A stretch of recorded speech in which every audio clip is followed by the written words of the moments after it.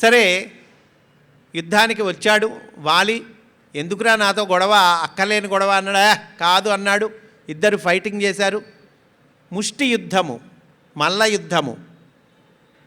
ఈ వాలి పిడికెల పోటుకి తట్టుకోలేక ఎదురు చూస్తూ ఉంటాడు. రామచంద్రమూర్తి ఎప్పుడెప్పుడు బాణం ఎక్కువ పెడతాడా, ఎప్పుడెప్పుడు వేస్తుంటాడా అని ఎక్కువ పెడితే రామచంద్రమూర్తి బాణం వేయటం లేదు, ఆ బాణం రావటం లేదు.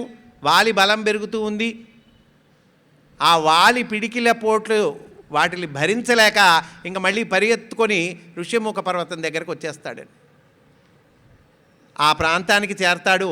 ఆ తర్వాత వీళ్ళందరూ కూడా వస్తారు. అప్పుడు అడుగుతాడు సుగ్రీవుడు, మా అన్నయ్య చేత చావు దెబ్బలు తిన్నాను, ఇంకొద్దిగా ఉంటే కనుక పోయేవి, నా ప్రాణాలు పోయేవి. రామచంద్ర, స్నేహం అన్నావు, అదన్నావు, ఇదన్నావు, ఇదేనా మరి రక్షించే పద్ధతి?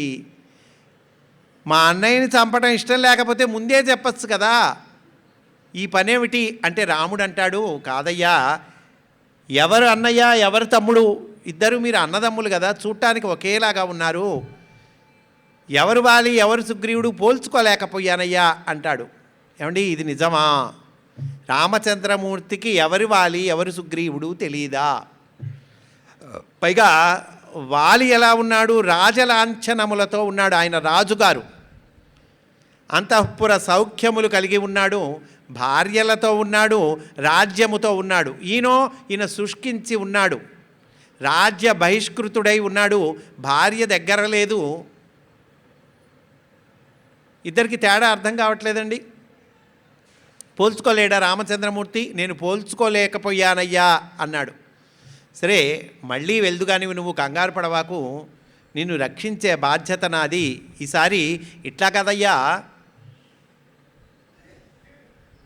నిన్ను ప్రత్యేకంగా గుర్తుపట్టాలిగా నేను, అందుకని ఒక గజ పుష్పమాల నువ్వు ధరించి వెళ్ళు. లక్ష్మణ, నువ్వు ఇతనికి ఒక గజ పుష్పమాల వెయ్యి అంటాడండి. ఎందుకని? గజ పుష్పమాల వేస్తే నేను నిన్ను ఐడెంటిఫై చేయగలను అంటున్నాడు. అది లేకపోతే ఐడెంటిఫై చేయలేను అంటున్నాడు. ఆ గజ పుష్పమాల కూడా తానే వేయొచ్చుగా లక్ష్మణస్వామి చేత వేయిస్తున్నాడు. ఇక్కడ కారణం ఏమిటంటే, మొట్టమొదట సన్నివేశం అదే. ఆ కుర్చీ మొదట రాముడికి కుర్చీ వేశాడు, లక్ష్మణుడికి కుర్చీ వేయలా. అంటే సాటి భక్తులను గౌరవించటము. ఇప్పుడు అదే లక్ష్మణుడి చేత మాల వేయిస్తూ ఉన్నాడు. అదే లక్ష్మణుడి చేత మాల వేయించటము అంటే కనుక, ఎవరైతే మాల వేస్తున్నారో వాడికి వీడు నమస్కరించాలి. అప్పటి ఆచారం ప్రకారం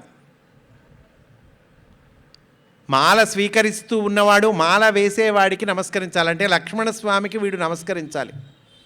పైగా లక్ష్మణస్వామి మహాభక్తుడు, రామచంద్రమూర్తిని పుట్టినదాదిగా అంటి పెట్టుకొని ఉన్నటువంటి వాడు. శ్రీమద్ రామాయణంలో అనేక శరణాగతి విశేషాలు కనిపిస్తాయి. అంటే శరణాగతికి సంబంధించినటువంటి అన్ని రకాల స్టేజెస్ శ్రీమద్ రామాయణంలో కనిపిస్తాయండి. లక్ష్మణుడి శరణాగతి ఒక రకం, భరతుడి శరణాగతి ఒక రకం, శత్రుఘ్నుడి శరణాగతి ఒక రకం, హనుమంతుడి శరణాగతి ఒక రకం, సుగ్రీవుడి శరణాగతి ఒక రకం, గుహుడి శరణాగతి, జటాయువు శరణాగతి, సీతమ్మ శరణాగతి, సుమిత్ర శరణాగతి. శరణాగతికి సంబంధించిన అన్ని రకాల స్టేజెస్ మనకి రామాయణంలో కనిపిస్తాయి. అలాగే లక్ష్మణస్వామి శరణాగతి యొక్క ప్రత్యేకత ఏమిటంటే, పుట్టినదాదిగా రామచంద్రమూర్తిని అంటి పెట్టుకొని ఉన్నటువంటి వాడు. రామచంద్రమూర్తి అవతారం చాలించిన తర్వాత తాను కూడా అవతారం చాలించాడు. అంటే భగవంతుడిని సేవించినటువంటి వాడు, అమ్మవారిని సేవించినటువంటి వాడు, సీతమ్మను సేవించినటువంటి వాడు. కనుక ఈ సేవకు ప్రతీక లక్ష్మణుడు, భక్తికి ప్రతీక లక్ష్మణుడు.